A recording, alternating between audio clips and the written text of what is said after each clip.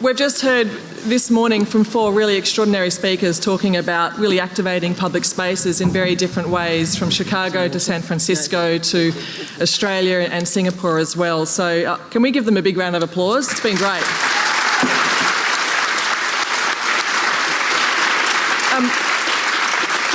We don't have too long to talk, so I thought maybe we could just talk about a couple of ideas that you guys have, all of you have brought up, which is, I think, Theasta, you started with it, which is and everybody said it, which is the concept of uncertainty, things being indeterminate. You just don't know what's going to happen, and why that is so important in the creative process and to start a space. So I don't even know where this is going, so therefore I'm in theme, I'm on trend. Right, so it's reasonable that we would lean on logic when we're negotiating public tax dollars or private resources, and resources are limited. That makes total sense.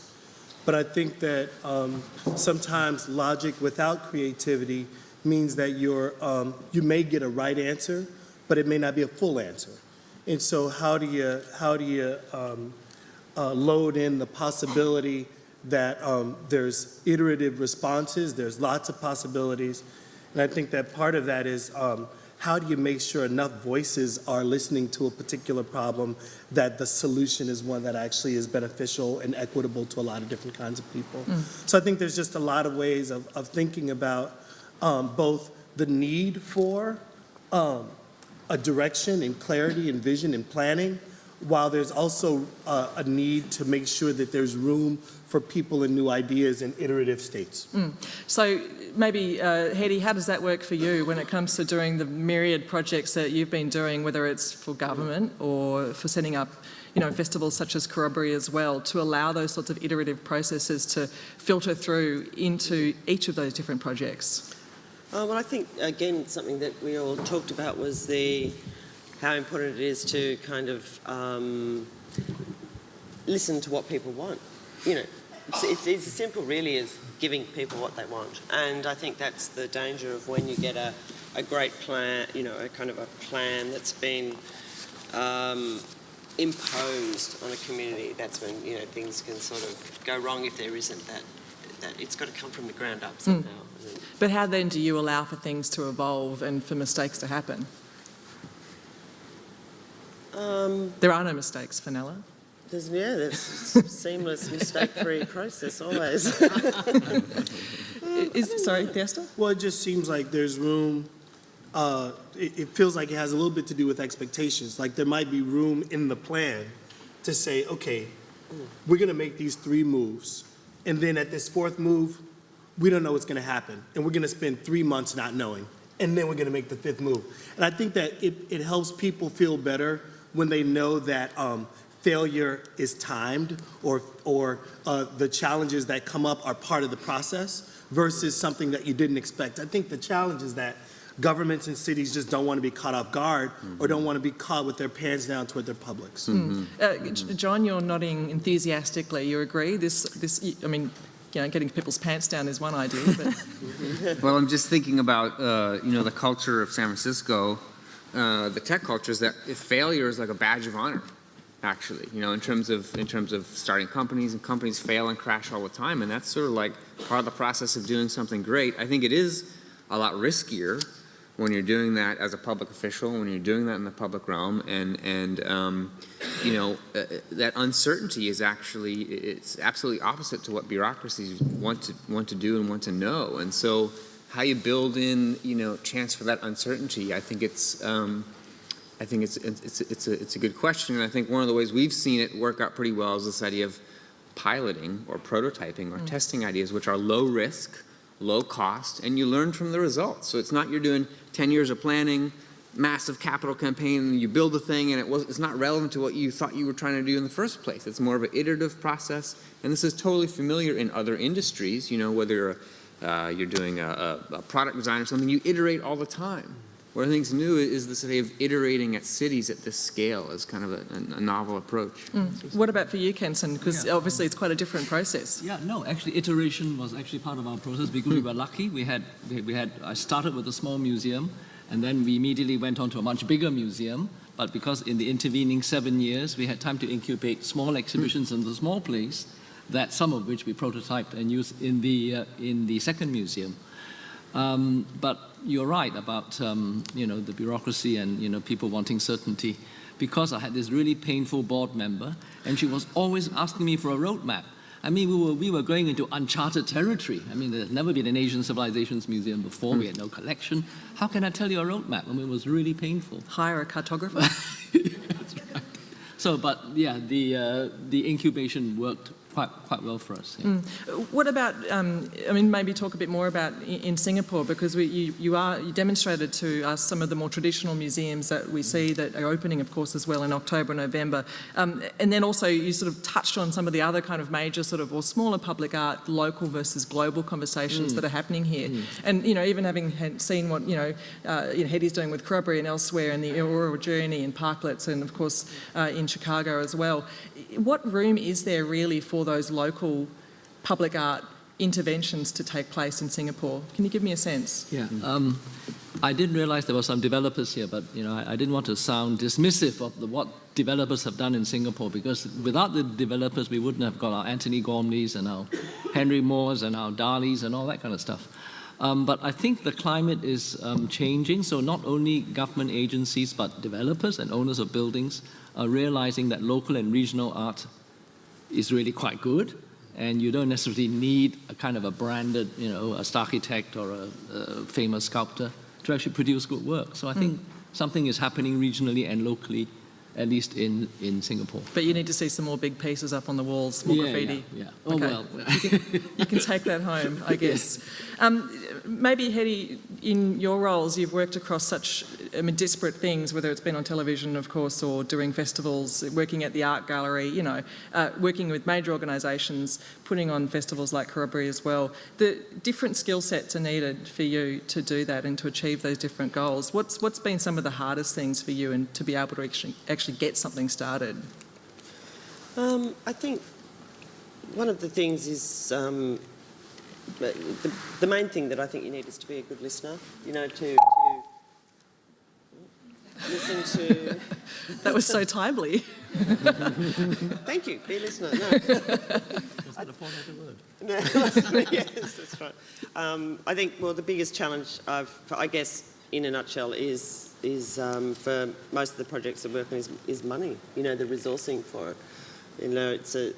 It's common, I'm sure, everywhere that there's not that sort of.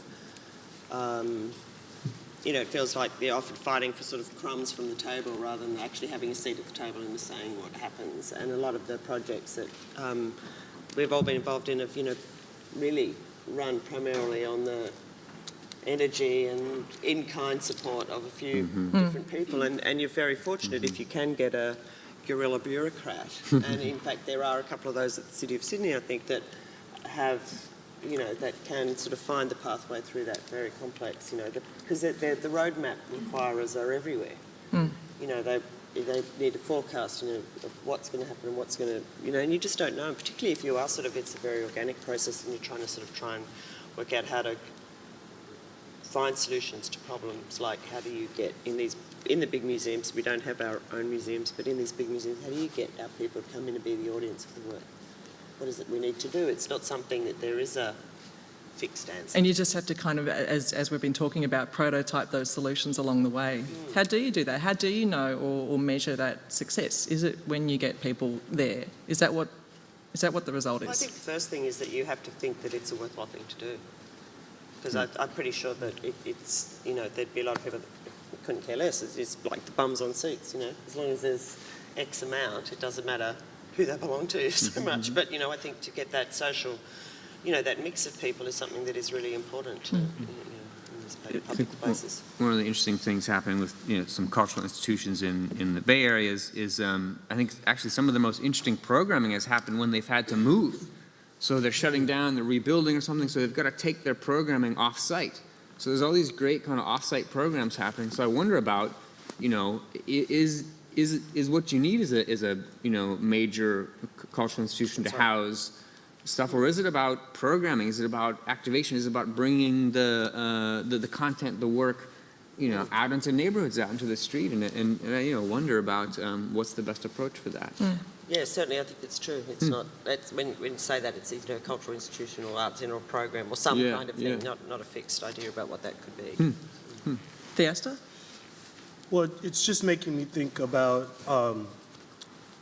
how important it is that a city or a place maintains its own identity, and that we're getting worse and worse at training that, because you have this part of the world that is extremely sophisticated, that has the capacity to replicate commercial activity and cultural activity, but there's nothing that's honing kind of complex localness. So that makes me think of Lucy Lepard too, and that if I come to Perth, I don't want to think that I'm in London, I don't want to think that I'm in Paris. You want to be in Perth. And so how do we encourage even parts of Perth that might be different from other parts of Perth to maintain a sense of a kind of deep identity? And so it's always interesting when I think about indigeneity, or we think about these kind of cultural values. In a way, we're ready to fix those cultural values so that we protect the legacy of that culture. And I wish we had the same kind of ambition around the cultivation of deep, rich local character. Because if people are going to come visit the South Side of Chicago, they're looking for a thing that is definitely the South Side of Chicago. Genuine, yeah. Yeah. And so how do you tease that up as a government? And I think that's as important to a city and its tourism as it is the ability to get a big box or a high-end commercial space. Kenson,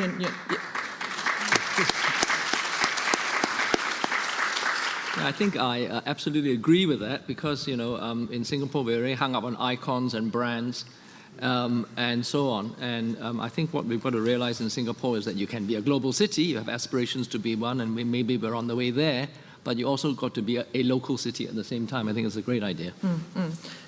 What about, John, from your perspective, San Francisco and beyond, this idea of, even Parklets has become a bit of a brand in its own way. How to keep something local when it becomes global for you? Yeah, it's an interesting question. I guess the thing I'd love to see now is in the same way that maybe parklets have disrupted the way we think about open space, or internet has disrupted the way we think about journalism. I'm really curious about disruption of the real estate development industry and finance and banking. I'm really curious to see what happens when we get to a space where we're doing user-generated financing, and what that means in terms of the culture of our cities. What type of housing do we want to build? What type of dwellings do we want to inhabit? And maybe it's not dominated by a global set of standards about what architectural icon means in different places. So I'm really curious about that disruption. So should we start building and ask forgiveness later? Absolutely. On empty plots of land? Absolutely. Like What kind of places projects? do we really truly want to inhabit? Is it the Starkitecture Tower, or actually is it something which supports social life and activity? And what's the starting point for that? Things that speak to us, that speak to the street, speak to the people that live here. Hetty, what do you think? About what? I'm thinking so many things specifically. Well, in terms of what? What we're just talking about now, so what John is saying as well, things that speak to us, trying to find a way of even using different types of financing or activations to get things that are happening that are local. We might come along and visit certain places, or Chicago, and you want to see something that is authentic. I suppose that's what Theaster is talking about, or for Singapore as well. And you like, for example, Corroboree is a festival that is about Sydney, but it's also about showing people who aren't from Sydney the rich, beautiful culture that is there and continues to exist and live there as well. Yeah, well, I guess it's one of those things that's sort of, about leveraging the resources that are out there and sort of bringing them to the fore. But you do, it is the dilemma. You do need support, to... when you've got nothing, it's very hard. How do you create that opportunity? How can you sort of create those big programs? I just think that there's, trying to sort of think of a positive thing to say, really, but the cost of doing something in Sydney, the cost of sort of bringing that, something like, say, a festival and competing with things that, like, for instance, the switching on of a few lights that happens in Sydney every June, which is, I don't know what kind of support that gets, but I'm sure it's got a lot more, where they light up the Opera House and light up the Ridge and just light everything up. It's like, so we've got Earth Hour in May where we turn the lights off, and then for the whole month we make up for that by turning the lights on all the time, and it just doesn't seem... And yes, that brings in, thousands of people. You can't walk around Circular Quay, around the Opera House when those lights are on, but what does it mean? I mean, Does it contribute to Sydney? Well, it does. It brings bucket loads of money. I mean, bed nights, they go off the charts, but what is it doing? I want to know what's happening on those bed nights. Well, everyone's wearing dark glasses because it's so light you wouldn't be sleeping. But it's as well, other reasons potentially. But I suppose that's one of the frustrations is how can you get people, if the roadmap is a roadmap that is about long-term strategic investment in community to reap benefits down the track, how can you achieve that when you've got a political process that's, however long they're in power, 3 years or however long it is. Less than that in New South Wales, guys, maybe 5 months? And so the turnover is quick. I mean, I'd just say, because we're amongst friends and under the cone of silence, everyone.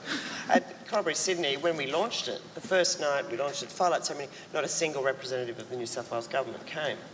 So there was just no one there, from the incumbent government that came along and said, oh, this is great, we're doing this, Indigenous people in New South Wales, Sydney, about time, blah, blah. It was, didn't even turn up for the opening thing and didn't speak. So, needless to say. So that's what I think. I don't know where I'm going with this, but what I'm trying to say is that you do need the resources to get a foothold. You do, like something like a festival like Vivid.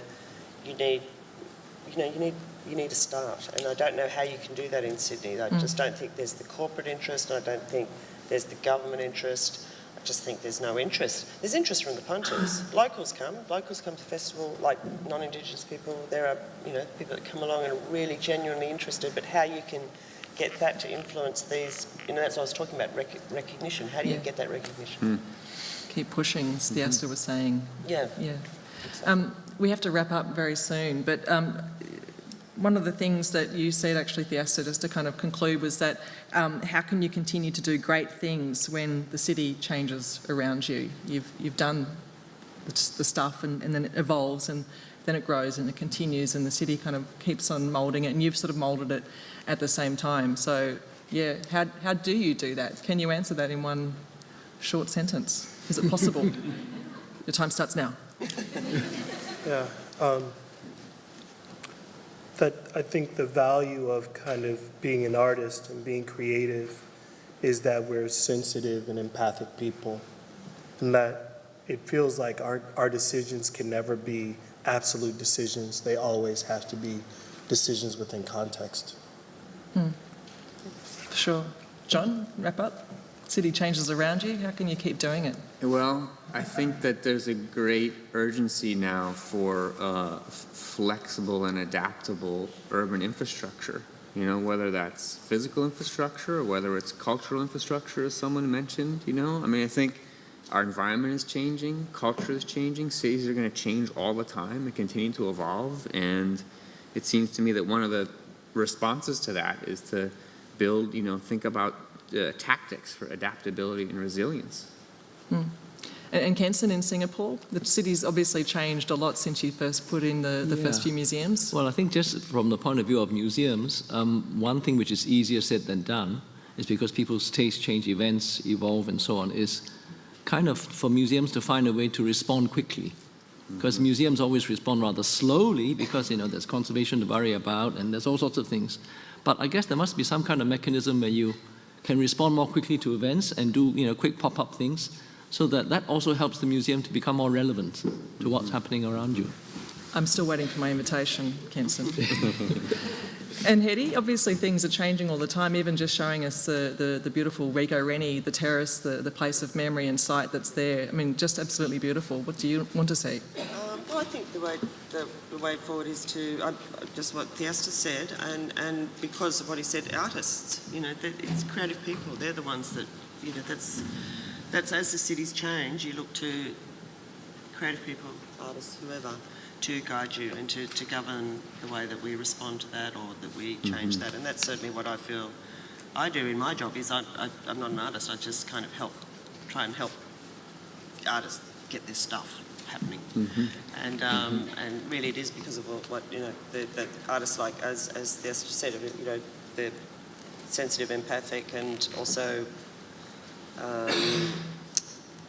you know, thinking about context to make those decisions, and that's critical. Ladies and gentlemen, give them a round of applause. Thank you.